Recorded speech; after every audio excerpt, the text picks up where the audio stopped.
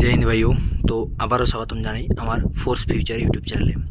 তো আমি তোমাদেরকে কথা দিয়েছিলাম যে পার ডে একটা করে নোটস আপলোড করব, সে হিন্দির একটা চ্যাপ্টার হোক বা ম্যাথের একটা চ্যাপ্টার হোক বা রিজনিংয়ের একটা চ্যাপ্টার হোক। তো আজকে রিজনিংয়ের একটা চ্যাপ্টার ভিডিওটা আমি আপলোড করছি, এরপরে দেখে নাও। আর হ্যাঁ, তোমাদের টাইম নষ্ট করবো না একটু, ঠিক আছে? তোমাদের আইডিয়া করার জন্য জাস্ট নোট প্রোভাইড করছি, নাকি আমি পড়াচ্ছি। ভাই, পড়ানোর মতো আমার ক্ষমতা নয়, ঠিক আছে? তো দেখো ভিডিওটা, আর ভালো লাগলে অবশ্য লাইক করে যারা প্রিপারেশান নিচ্ছে তাদেরকে অবশ্য শেয়ার করো, আর কাউকে শেয়ার করো না করো, ঠিক আছে? তো ভিডিওটা দেখো। ভাই, আজকে একটা রিজনিংয়ের একটা চ্যাপ্টারের নোটস বলবো, ঠিক আছে? নাই আমি তোমাদেরকে পড়াচ্ছি বা কোনো কিছু, রিজনিংয়ের একটা নোটস সম্পর্কে কী কী আইডিয়া হয় সেটা বলবো। তো প্রথমেই আমি দেখো রিজনিং সম্পর্কে কী লিখেছি। দেখো, রিজনিং হলো এমন একটি বিষয় যেটা আমাদের কোনো বিদ্যালয়ে পড়ানো হয় না, কিন্তু এটা সবাই পারে। বুদ্ধিকে কাজে লাগিয়ে এখানে নাম্বার তুলতে হয়। তো এই রিজনিং থেকে মোটামুটি 40 নম্বর থাকে, এবং এই 40 নম্বরের মধ্যে একটা চ্যাপ্টার যদি আমরা পড়ি, ঠিক আছে? চ্যাপ্টার নেমটা কি, প্রথম সব থেকে সহজ একটা চ্যাপ্টার ধরবো, যে চ্যাপ্টারটা পড়লে তোমাদের কমসে কম 2 থেকে 4 মার্ক আসে, ঠিক আছে? চ্যাপ্টারটার নাম হচ্ছে কি, ক্লাসিফিকেশান। এর ছবিটাও আমি আমার টেলিগ্রাম চ্যানেলে দিয়ে দেবো, দেখে নেবে, ঠিক আছে? ক্লাসিফিকেশান। এবার ক্লাসিফিকেশান মানে হচ্ছে বিজাতীয়, ঠিক আছে? বিজাতীয় কি, এবার দেখো এর আইডিয়াটা বলছি যেটা, সেটা শোনো, এবং লাস্টে কোথা থেকে প্র্যাকটিস সেট কী করতে হবে, এবং প্র্যাকটিস কোথা থেকে করতে হবে, কোন বইটা পড়তে হবে, সব কিছু আমি লাস্টে বলবো, সেটা ভালো করে বোঝো। তো ক্লাসিফিকেশানে মেন ব্যাপার হচ্ছে যে প্রশ্নে 4টি অপশান থাকে, তার মধ্যে 3টি হবে সমজাতীয়, মানে সমান, মানে একটা জাতিরই থাকবে, এবং চতুর্থটি থাকবে বিজাতীয়। তো সেই বিজাতীয়টি হবে উত্তরটা হবে, ঠিক আছে? তো সেইটা তোমাকে ধরতে হবে, তবে গেলে তুমি 2 থেকে 4 নাম্বার পাবে।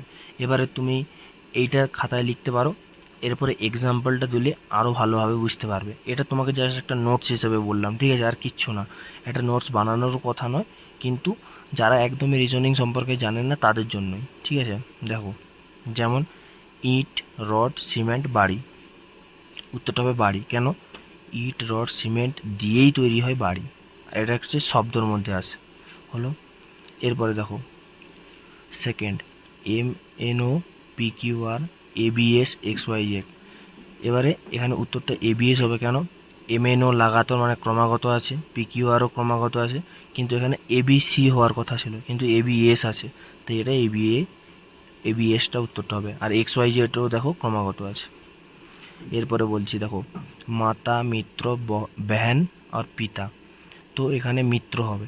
কেন কেন সেটা আছে, কারণটা তোমরা আছে নিচে কমেন্ট করো, ঠিক আছে? এরকমই পড়বে জাস্ট, আর কিছু না। আর চতুর্থ হচ্ছে, দেখো 25, 35, 48 আর হচ্ছে 55। এখানে 48টা উত্তর হবে। কেন? কারণ হচ্ছে এরা সব 5 দিয়ে গুণ যাচ্ছে বা 5 দিয়ে ভাগ যাচ্ছে, 5 দিয়ে ভাগ যাবে বা 5-এর গুণিতক এরা, কিন্তু 48 5-এর গুণিতক নয়, ঠিক আছে? এরপরে বলছি, দেখো তলোয়ার, রাইফেল, চাকু, কাটারি, ঠিক আছে? দেখো তলোয়ার, চাকু, কাটারি এগুলো হচ্ছে সব নর্মালি হাতে ব্যবহার করা, কিন্তু রাইফেল হচ্ছে কি, আগ্নেয়াস্ত্র। তো এখানে উত্তরটা হবে রাইফেল, মানে এখানে বি জাতীয়টা হবে। এরপরে বলি, তোমার কাছে বইও নেই বা কোথা থেকে প্র্যাকটিস করবে? বইয়ের জন্য মেন হচ্ছে যেটা প্র্যাকটিস করবে সেটা হচ্ছে যে, দেখো যাদেরকে বলেছি রিজনিংয়ের জন্য, RS আগরওয়াল, ঠিক আছে? এই বইটা থাকলে এটা প্র্যাকটিস করবে, না হলে রেলওয়ে গ্রুপ ডি, যার কাছে থাকবে তারা প্র্যাকটিস করবে। এরপরেও যার কাছে বই থাকবে না, কি করবে?